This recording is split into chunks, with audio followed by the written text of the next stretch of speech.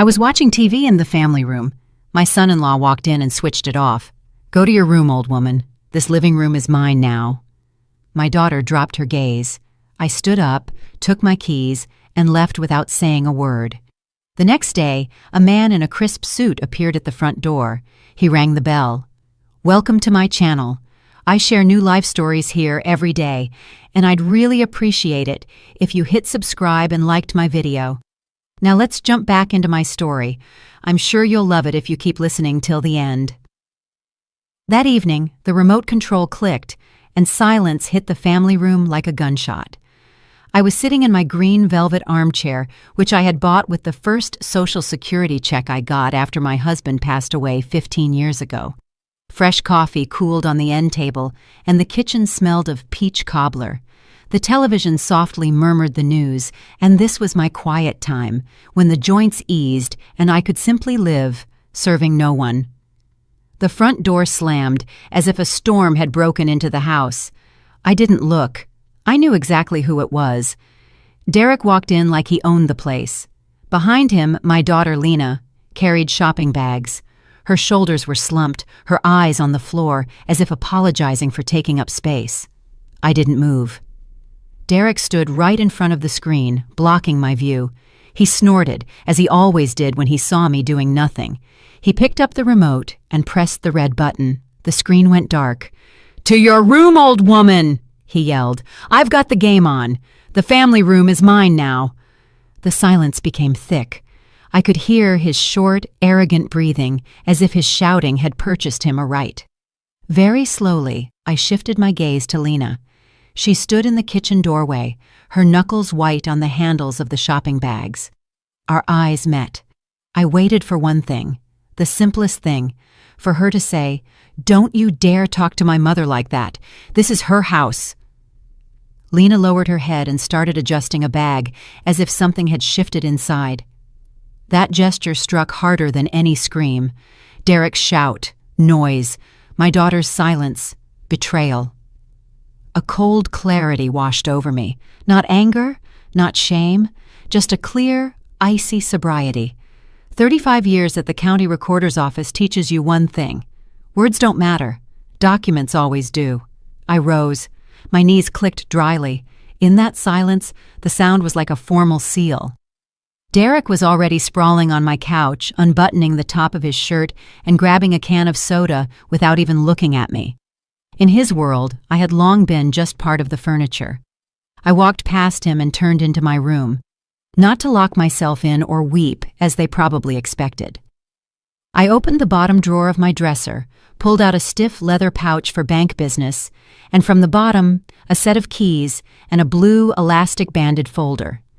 My fingers slid between the rough sheets of paper. A bill of sale, old but valid. A current deed of title. Owner, Celeste M. Everson. The paper was yellowed at the edges. Its power was ironclad. In the mirror, I saw my short gray hair, my glasses on a chain, my linen trousers, and a navy blouse. I looked like the grandma who bakes cookies. That was my main tactic. As long as grandma feeds the wolves, they feel like kings. The minute I closed the lid on the pot, the king's paws turned to putty. I returned to the family room. Derek had already turned on the sports channel and cranked the volume. Lena was clattering dishes, a voluntary silence instead of a stand. I walked towards the front door. My heel clicked on the hardwood floor. Derek turned his head, smirked, and raised his soda can. "Taking a stroll, Celeste?" he sneered. "Don't get lost. At your age—" I didn't answer. I turned the deadbolt. For a second, I looked around the house, the framed print of the Savannah riverfront, the rug I vacuumed every Saturday, my son-in-law's back, my daughter's shadow in the kitchen. I touched the cluster of keys in my pocket. The cold metal was invigorating. I walked out, closing the door quietly but firmly, like setting a period at the end of a sentence. Outside, the air was crisp. I wasn't cold. I exhaled, locked the front gate from the outside, walked to the avenue, and hailed a cab that pulled up. "Where to?" "The Grand Hyatt, downtown." I took out my phone in the car. My fingers trembled slightly, not from fear, but from power. I scrolled through my contacts to a name I hadn't called in ages but knew would answer. Andrew V. Sterling, attorney at law. We used to work near each other, him on property disputes, me on deeds. Celeste, it's nearly 9. What's wrong? I woke up, I said, looking at the city lights. I need your help. I have court tomorrow morning. Why the rush? My mental and property health. I'm listening. I want to evict 2 tenants. But you live with your daughter and son-in-law. Exactly. A pause. He knew me from my signatures on title rejections. Where others saw maybe, I saw absolutely not. What did they do? He yelled, "Old woman, this living room is mine now." My daughter stayed silent. I left, and I won't return until they are gone. I understand. That's moral abuse at least. But you don't need pity. You need the law, right? The house is mine. They've lived here for 4 years without a lease, all at my expense. I need a notice to quit. I am terminating the gratuitous use of the property and demanding they vacate the home. Personal service is necessary. I'll send my junior associate, Roman P. Cruz, first thing tomorrow. He's quiet, professional, sharp in a suit, straight out of the box. He delivers the news clearly. He'll do. We usually give 30 days. That's fine, and include a warning in the text, 24 hours to understand the reality, and upon vacating they will be billed for back rent and a penalty for holding over. Accepted. You are determined. I'm wounded, and a wounded woman who knows her rights is dangerous. Prepare the documents. I'll be at your office by 8. I'll sign before court. Then send Roman to my house. The taxi stopped at the hotel. The doorman threw open the door with more attention than my son-in-law had shown me in 10 years. Can I help with your luggage? I only have my purse, I said quietly, and the dignity I just reclaimed. The room greeted me with the scent of lavender and clean corners. A large TV was opposite the bed. I turned on my favorite channel and set the volume to my liking. I ordered soup and a glass of Cabernet. I ate slowly. My thoughts were at the house, but they were now my thoughts. I knew their morning routine by heart. Derek sleeps late, grouchy. He's always tired. Lena runs around, smoothing his edges. I pictured the door of my house, the intercom button, a confident finger pressing it. This wasn't a call for tea. This was the call of the law. The first gong. I fell asleep quickly and soundly like a person who has taken the wheel. I woke up with the sun, took a shower, the same clothes, but a new posture. I went to Mr. Sterling's office. Signatures, dates, property details. Every stroke of my pen sounded like a final judgment. Roman is heading out. Andrew nodded toward a tall young man with a leather briefcase. 20 minutes and he'll be at your fence. Perfect. I put my bag down and sat in the reception area. I'll wait here. Panic always remembers that it has a mother and a mother-in-law. The coffee from the machine smelled sweet. The clock on the wall whispered tick-tock. Somewhere over there in my family room, a different legal music was beginning. For the first time in a long time, I wasn't running between the stove and others' whims. I was simply waiting. 9:30. My phone vibrated on my knee. The day had begun. Lena was blinking on the screen. I let it ring 3 times, and only then did I swipe my finger across. "Mama, Mama, for heaven's sake!" Her voice broke into a shriek. "There's a man here, Roman, with a document. Derek is screaming. What is happening? Where are you?" I held the receiver away from my ear to avoid his background shouting. "Roman is the attorney's junior," I said calmly. "Ask your husband to lower his voice. Take the notice, read it aloud, and tell Derek, the old woman is unavailable for screaming today." "But it says, eviction notice 30 days. Mama, have you lost your mind?" Lena, for the first time in years, I am completely sane. Read the paper. Do what it says. The fewer screams, the better. I hit end call. The small red button returned silence to me as easily as flipping a switch on a bedside lamp when I was a child. The office door opened slightly. Andrew V. Sterling peeked over his glasses. "Daughter?" I nodded. "The show has opened on schedule. Roman served the papers. We have the signatures and the attachment inventory. Now we wait." I settled into the reception chair. The vending machine coffee smelled like caramel. The clock on the wall whispered tick-tock. I looked at the hands, but wasn't thinking of time. I was thinking of how for 4 years I had shrunk myself in my own house to the size of a footstool so as not to disturb their moods, how I ate the burned edges of pie, leaving the center for the king of the living room, how I watched TV shows with headphones so as not to interfere with their conference calls, how I paid triple the utility bill and stayed silent. I opened my purse and pulled out a sheet folded into quarters, a pension statement, the lifetime payout from my banker husband, a couple of stable investment accounts. The figures stood neatly, like soldiers. These figures meant I could live. These figures meant I didn't have to grovel. Next, a printout of transfers, the down payment for their black crossover, a gift for the young couple, temporary top-ups when their car payment almost bounced, the purpose of the payment, family support. My hand sometimes shook, but the signature was straight as a ruler. The habit of paperwork. The phone shuddered again. Lena. I flipped it face down. Then a text message from Derek arrived. Come home. Let's talk. No, Mom, please, no. I flicked the notifications away like crumbs from a table. Andrew V. Sterling walked into the hall. Tea? He offered. I want something else, I replied. I need to turn off the utilities. Which ones? Everything in my name. The fiber optic internet, the cable with the sports package, the landline, and the supplementary card Lena uses for groceries. Not to cancel, but to suspend.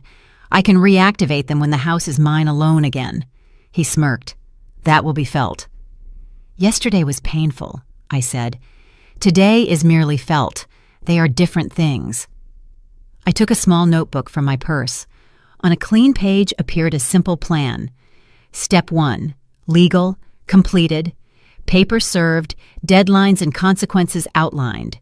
Step 2, financial, turn off the taps, let the king of the living room learn the price of his kingdom. Step 3, silence, no scandals, no justifications, only facts. The phone vibrated again. I glanced at it.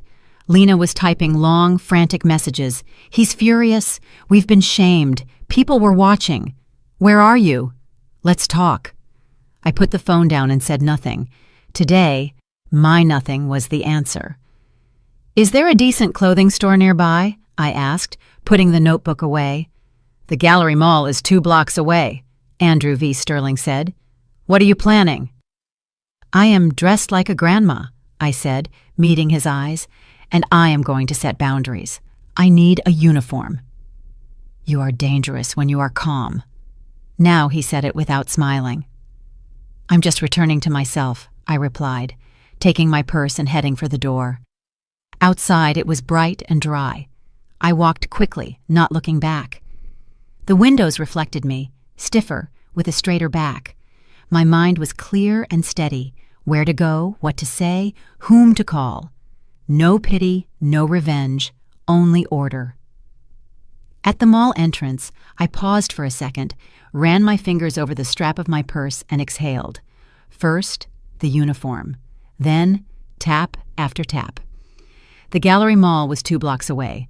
I walked briskly, as if going to work. Shoulders straight, step measured. Inside, the light, the window displays, the music from the ceiling. In the classic clothing department, I was met by a consultant with a name tag that read Jenna. Her gaze was attentive, without cooing.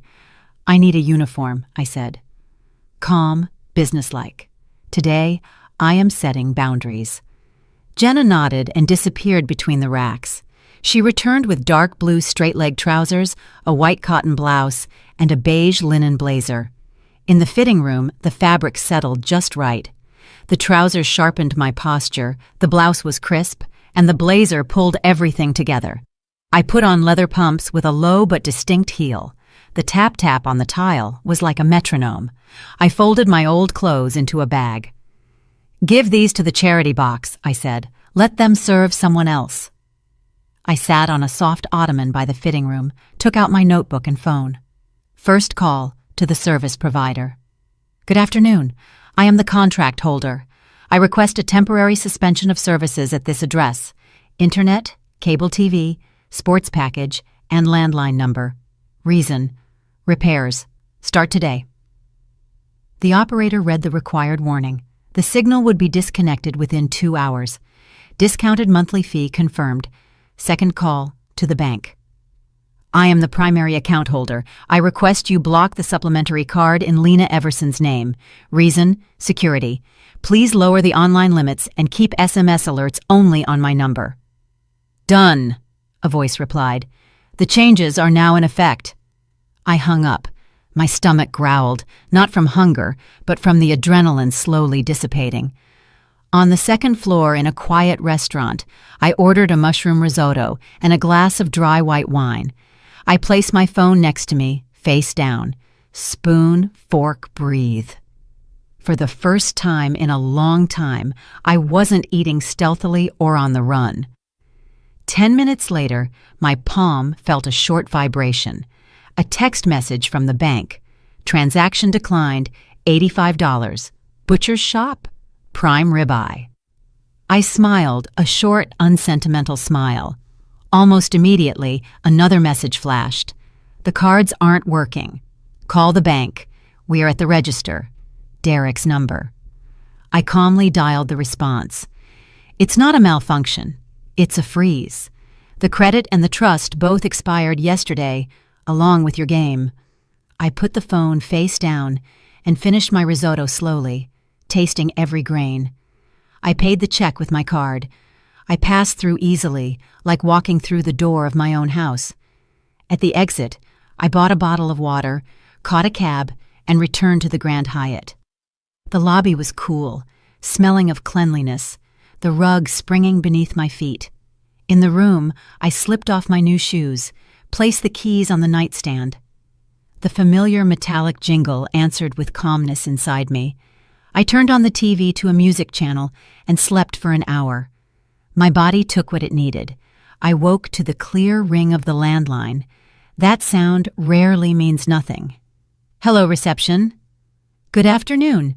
Your daughter is in the lobby. She urgently asks to come up, or rather, asks you to come down. She says it's urgent. I looked at the clock. The perfect time for a clear conversation without midnight hysterics. I washed my face, smoothed my hand over the lapel of the beige blazer, and adjusted the chain on my glasses. The same woman looked back at me in the mirror, but her spine was straighter.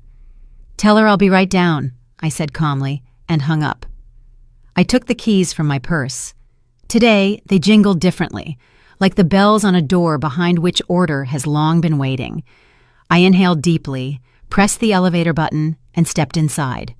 Lena was waiting for me downstairs, and not just her. The elevator doors slid open softly. In the Grand Hyatt lobby, Lena paced between the couches. Her blouse was wrinkled, her bun messy, and there were shadows under her eyes. She saw me in the beige blazer, and it was as if she had walked into glass. She stopped. Mama. She stepped forward and froze 2 steps away, blocked by my gaze. What is all this? The internet is dead, cable too. The card won't go through. Derek is losing it. Where are you? Let's go home. Enough with the drama. Sit down, I pointed to an armchair. We are in a respectable place. We will speak calmly. She obediently sank onto the edge, clasping her hands. Mom, let's talk like family. She switched to a soft, placating tone, the one people use with children and the elderly. He just had a bad day yesterday, but he already texted you, apologizing. Let's go. I'll make tea. We'll talk it through. I am not offended, Lena, I said evenly. I have made a decision. The house is mine. You have lived here for 4 years without a lease. I am giving you 30 days to move out. As of today, 0 utilities. This is not revenge. This is order. But he has to work, she flared up. He has calls, deadlines. You are ruining his reputation. Let him work from a co-working space, from a cafe, or from his mother's house, I countered. The internet, the TV, and the supplementary card were paid for by me, not anymore. You are not a life-sustaining necessity on my budget. You are an expense, which I have now closed. She sucked her lips in. "You're humiliating us," she whispered. "Everyone saw it at the store today. The card failed." "Humiliation is being thrown out of my own family room," I said quietly. "It is eating the burned edges of pie while leaving the center for the king. Today, no one is humiliating anyone. Today, everyone pays their own bill." She tried to mount a defense. "But we were saving. We had money." Derek said, "Where is the money, Lena?" I asked.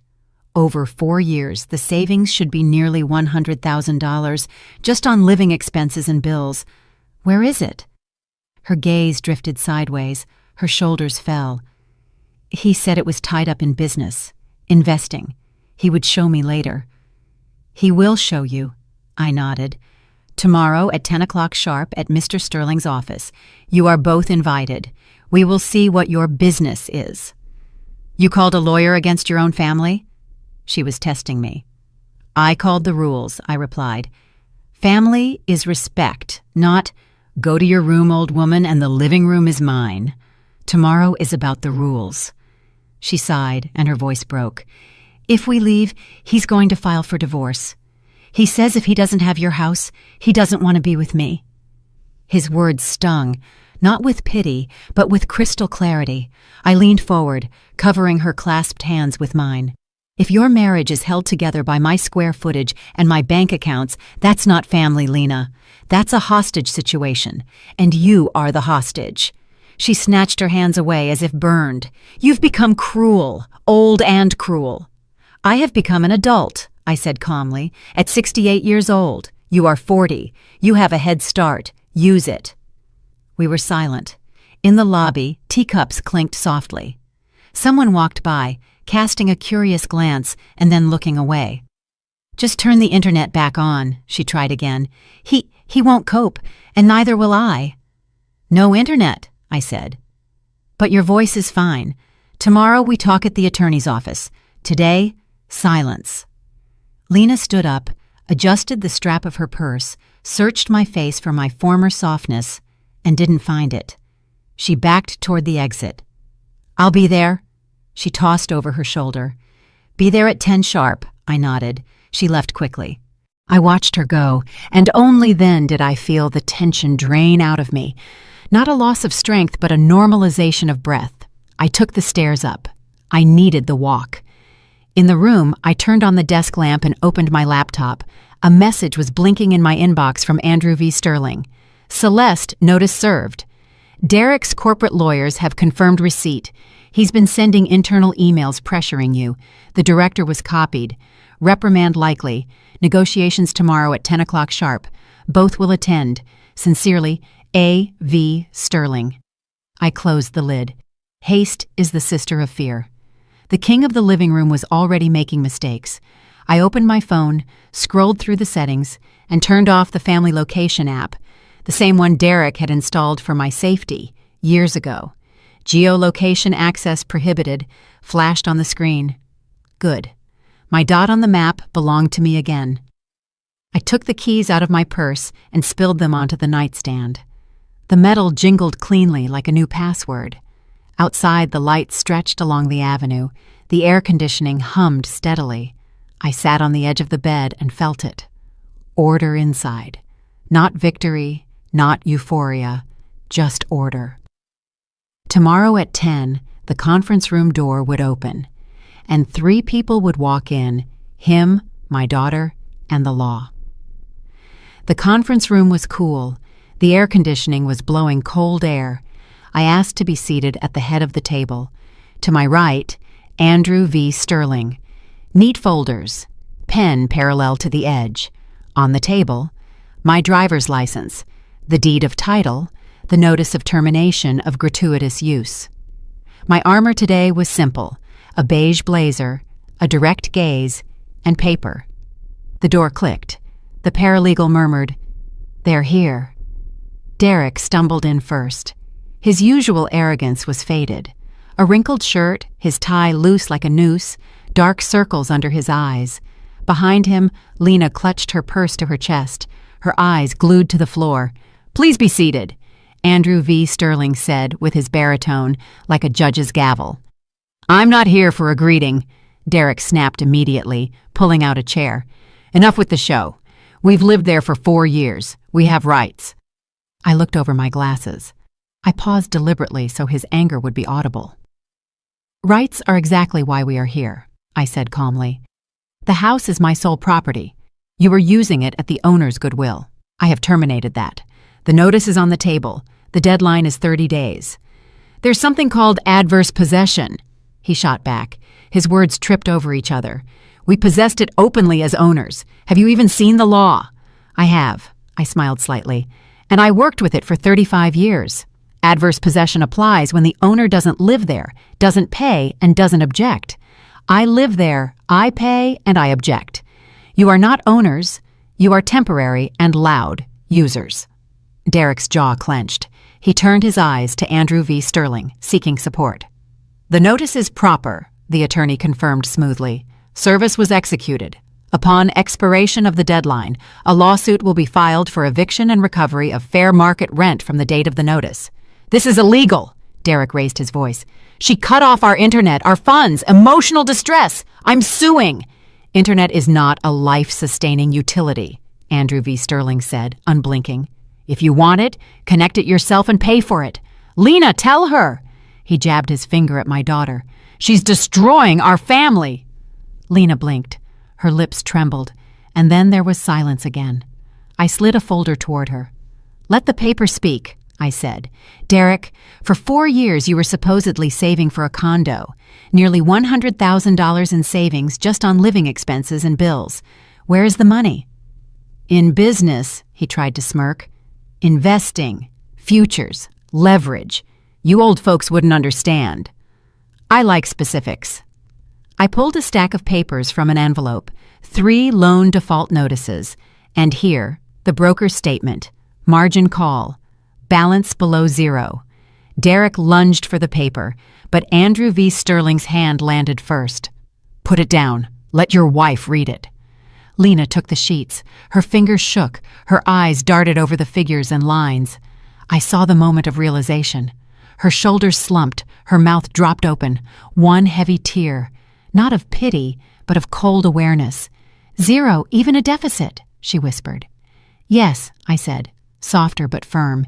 Nothing was saved. There were bets, games, $85 prime ribeye, and imported beer, all on my card. I would have made it back.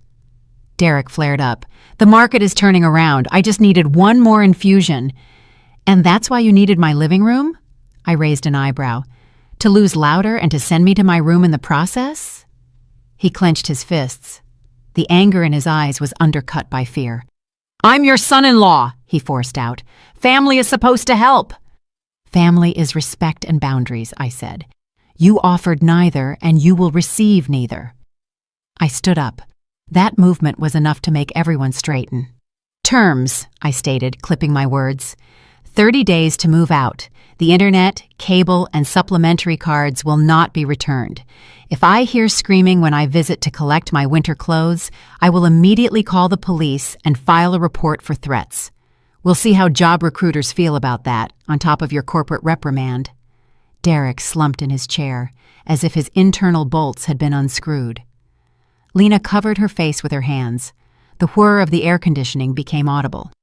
And one more thing, I turned to my daughter. This is your choice. Over these 30 days, you decide whether you continue to drown with a man who lied and dragged you down, or whether you swim to the surface. I am a mother, but not a bank and not a free cafeteria. Lena lowered her hands. For the first time in a long time, she looked straight at me. But if I have nowhere to go, she whispered hoarsely, you will find a place. You work, rent a studio apartment, sell the crossover, manage your own accounts. I have paid for my lessons in full. I gathered my papers into the folder. Andrew V. Sterling stood up. The meeting is concluded. Roman will handle all further contact in writing. I walked around the table. Passing Derek, I stopped for half a step.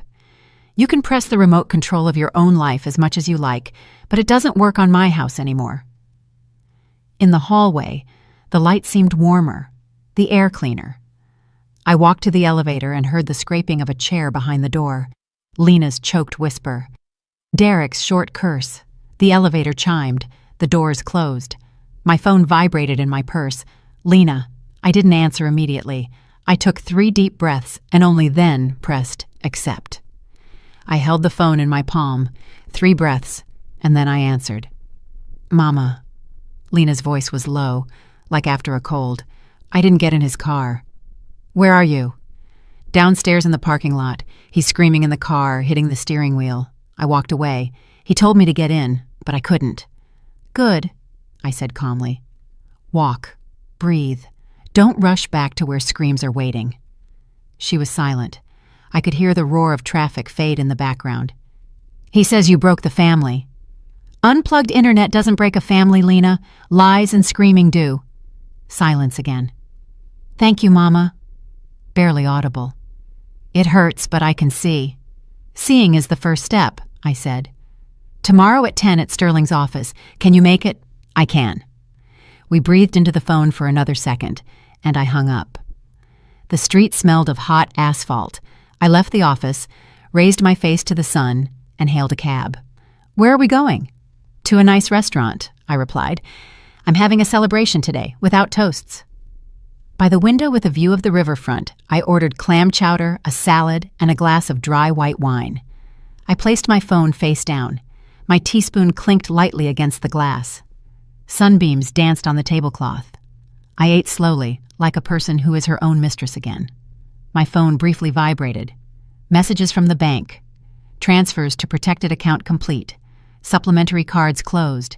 Change of beneficiary on life insurance processed. Confirmation in your online account. I smiled without witnesses. All loose ends tied up. No one else would run into my signature. Almost immediately, an email from Andrew V. Sterling. For your control, upon expiration of the 30 days, Roman will be at the gates at 8 o'clock sharp with the handover document and inventory. If there are threats, call. Regarding Derek's employment, the reprimand has been confirmed. I drank the wine to the bottom, like closing a case file. A switch flipped in my head. The final act was scheduled. I paid with my card. I walked along the water. People argued over trivial things. Kids zipped by on scooters. The wind smelled of river air and heated metal. In a store window, I saw myself. The same woman, but brighter inside. Not a victim, not a hero, just an adult. I returned to the Grand Hyatt in the evening, took off my blazer. The armor could hang on the hanger. I spread the keys, documents, and a small notebook on the nightstand. I opened a clean page and wrote, Day 30. Plan. Morning Roman. Deed and keys. I'm not home. No scenes. Evening. Open windows. Mop the floor with warm water and disinfectant. Scrub the rug with a stiff brush. Tomorrow, painter. Color. Peach. The phone rang. Lena. I'm at Zoe's on a folding cot. It's fine. He called dozens of times. I blocked him. Good girl, I said. Get some sleep. Tomorrow at 10. Mom, were you ever afraid of being alone? I was, I answered honestly. Until I realized it's worse to be in a place where you don't exist. She sighed and said goodbye. In the shower, the water washed away the stickiness, the layer that had clung to me for years in my own family room. I put on a simple nightgown, lay down on top of the comforter, and left the music softly playing in the background. The room was filled with an honest silence, the kind where you can hear your own breathing. In the morning, I went down to the cafe for oatmeal, coffee, and water. A man at the next table frowned at the news. In my life, the main headlines had already been released. Before leaving, I stopped by Andrew V. Sterling's office to sign final paperwork, cover letters, and Roman's power of attorney. We spoke briefly, professionally. Keep going, Celeste. This is the right move, he said. I'm just doing what's mine, I replied. Outside, the sun was warm. I went to the salon. I wanted my hair to match my spine.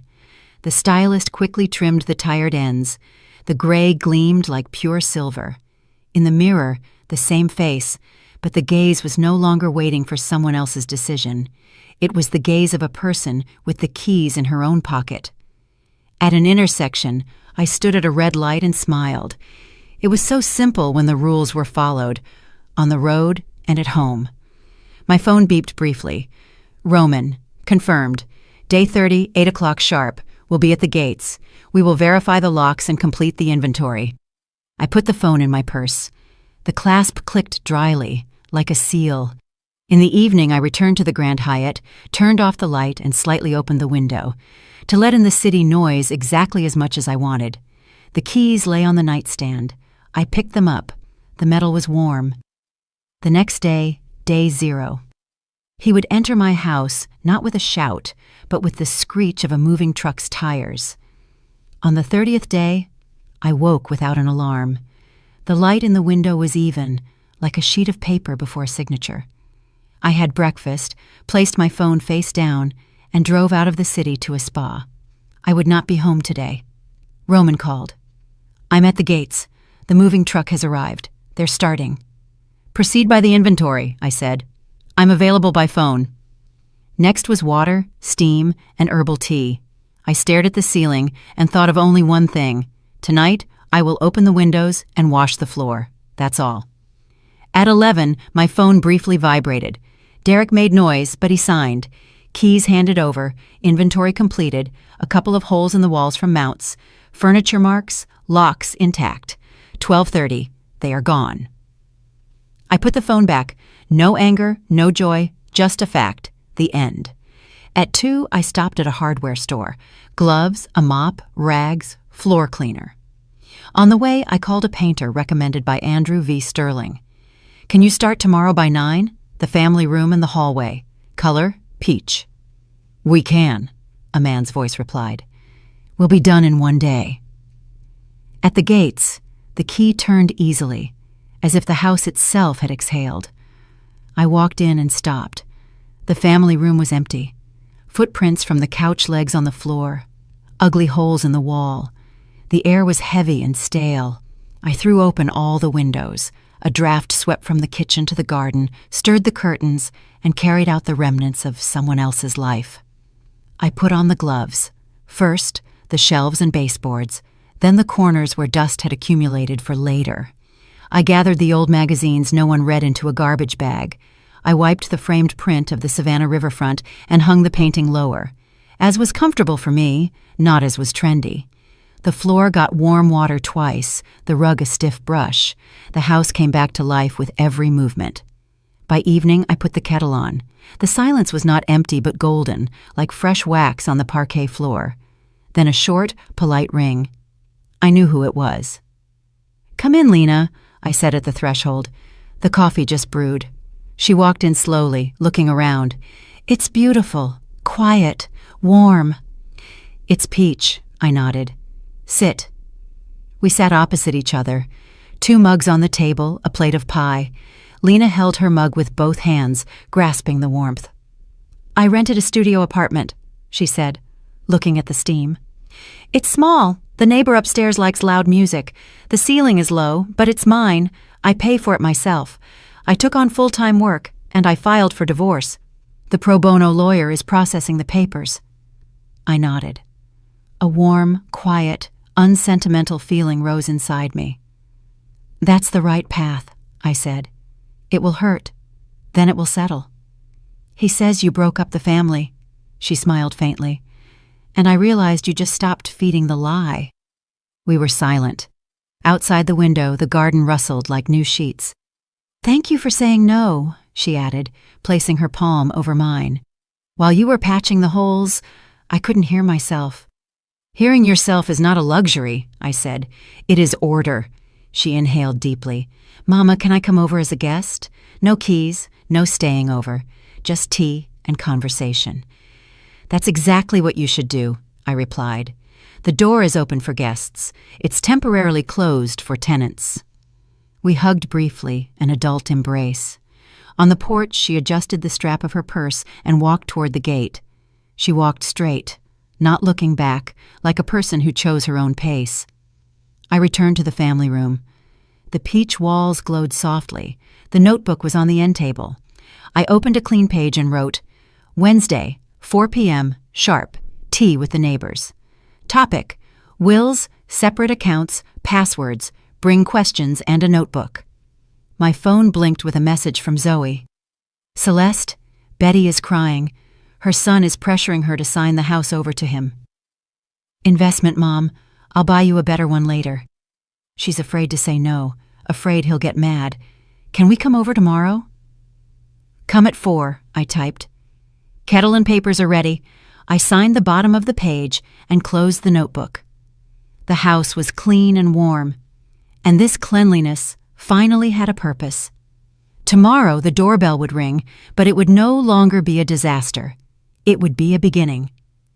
By 4 o'clock on Wednesday, I boiled the kettle, took out my folder of documents, and placed pens, blank sheets, and envelopes on the table.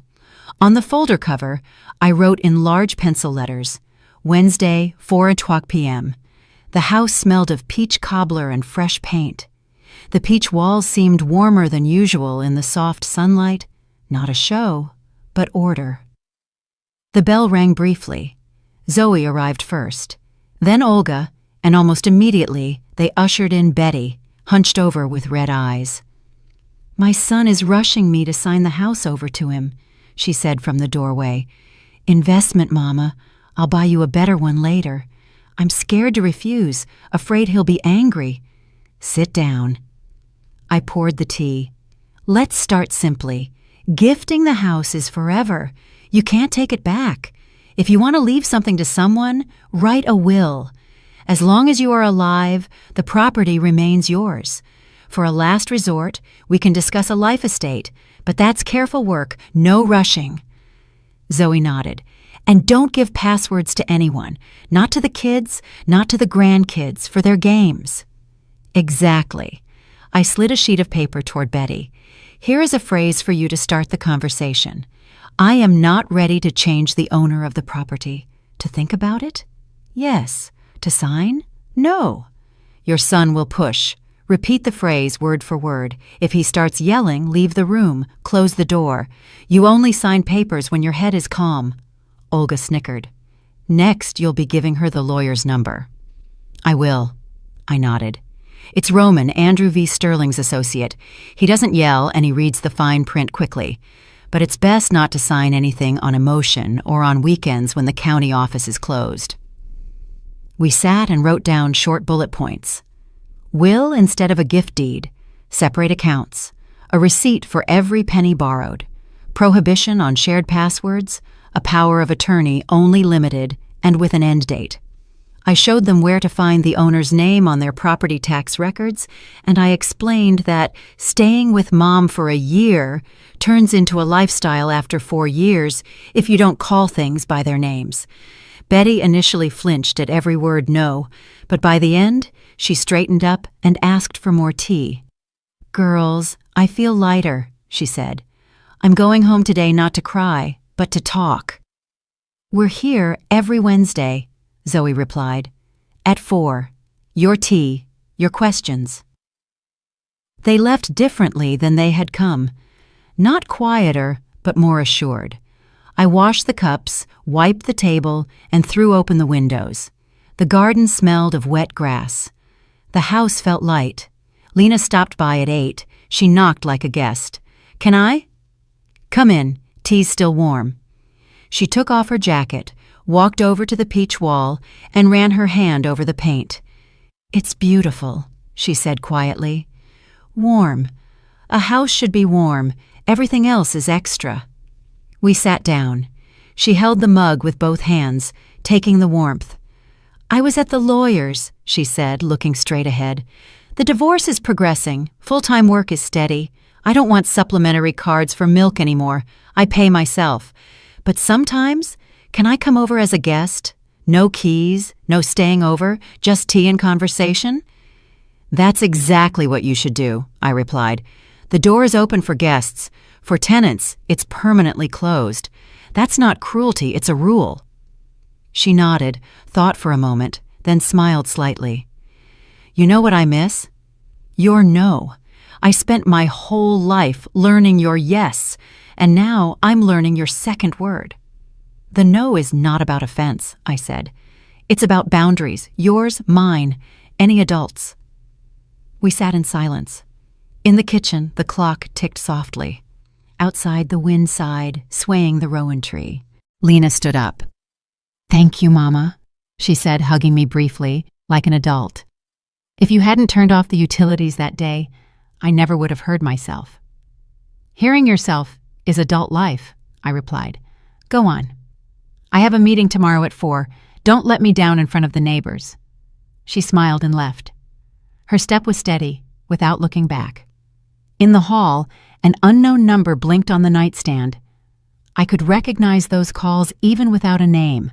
I almost reached for it, but stopped and calmly pressed block. There is much news in life, but taking calls about other people's crises is not my obligation. I walked through the house. Kitchen, hall, family room. My documents were neatly stacked on the shelf. The Savannah riverfront print was hung where it was comfortable for me. In my study, a clean notebook. I sat down and opened it. On the first line, I wrote, "The house, the owner's story." Not for Lena, but for myself, and for those who are still sitting in their green armchairs, afraid to pick up the remote. I wrote simply, "How fear disguises itself as care, how habit drowns out your voice, how one phrase, 'To your room, old woman,' exposes the whole scheme, how documents give you back your spine, and how unplugged internet can suddenly turn on your brain." I wrote that you cannot give away yourself or your house, not out of love, nor out of pity, that living together without respect is not family, but a hostage situation, and that a timely no saves better than 1,000 yeses. Then I put the notebook away in the drawer, returned to the family room, and ran my palm over the back of the green armchair. I sat down. The remote control lay on the end table, the most ordinary black device. I held it in my hand. It was no longer a symbol of someone else's power, just a thing. I turned on the TV and found the music. The violin played purely, without hesitation. No footsteps from the hall, no turning off, no, "To your room." I sat with my eyes closed, listened, and without rushing, increased the volume by 1 notch, exactly as loud as I liked it. Not quieter, not louder. "Enough," I said aloud, and suddenly I understood that the word meant much more now. It meant I was adult enough to set conditions in my own home. It meant I had enough strength not to save those who weren't asking for salvation, but for cards and square footage. It meant I had lived long enough to understand a simple truth. Ownership is not just about keys and deeds. It's about the right to choose the silence, the people at your table, and the volume of the music. I turned off the TV and listened to the house. It was breathing steadily. The garden darkened outside the window. A branch twitched somewhere, water clinked in a pipe. Nothing dramatic, just a simple life that I was finally not renting out. In the hall, my beige blazer hung on the hook. I adjusted the lapel, fixing a small detail so it wouldn't build up into a bigger problem. The keys jingled on the nightstand. The metal was warm. There were no other bundles of keys next to mine. In the notebook for tomorrow, it was written, Wednesday, 4 p.m. sharp. Wills and passwords. I closed the cover, set the kettle for the morning, and turned off the light. The house was mine, but most importantly, I was home again. And in my life, just like on the remote, the volume is now regulated by me. I'm really glad you're here and that I could share my story with you. If you liked it, show me by liking the video and subscribing to my channel. Let's see how many of us there are. Write in the comments which city you're watching from and what time it is. I'm so curious to know where all you wonderful people are tuning in from. If you want to support me a little extra, you can also send a small donation. I share new life stories for you every single day. And now 2 of my most popular stories will pop up on the screen so you can choose what to watch next.